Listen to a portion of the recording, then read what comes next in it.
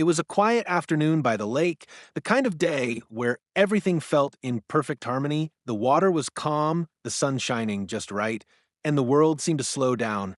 I had been fishing at the dock for hours, the kind of peaceful solitude I often sought. As I cast my line into the water, I never imagined this day would take such a dramatic turn. Then, out of nowhere, I heard a familiar yet unsettling voice. It was Karen from the HOA, and she was shouting from the shore, demanding that I leave. "You're not allowed to fish here." "It's a violation," she yelled, her face twisted in fury. Apparently, she had been watching me for a while, and I could see her fury building as I remained calm and focused on my fishing. Unfazed, I kept fishing, hoping she'd eventually leave me be. But that wasn't her style. No, instead of walking away, Karen did something I couldn't have predicted. She called the cops. "This is trespassing." "I'm calling the authorities," she screamed. It wasn't the first time she'd tried to flex her authority, but it was the first time I found myself involved in one of her petty disputes.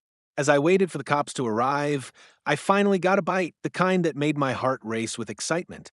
I reeled in the line, only to be met with an unexpected shock. There, attached to the hook, was something I had never seen before, a mysterious, glowing object. At first, I thought it was just a bizarre piece of debris. But as I lifted it out of the water, Karen's face contorted with a look of absolute horror. It wasn't just a fishing catch. The object was a sealed barrel, glowing an eerie green, marked with hazardous waste symbols. Before I could process what had happened, the police arrived, but Karen wasn't focused on the authorities. She was staring at the barrel in disbelief, her face going pale. Her plans to shut me down for fishing had backfired in the most unexpected way possible. The officers inspected the barrel, their concern growing as they realized what it contained. It was clear this wasn't a typical day at the dock. Karen's attempt to ruin my fishing trip had turned into a situation none of us would ever forget.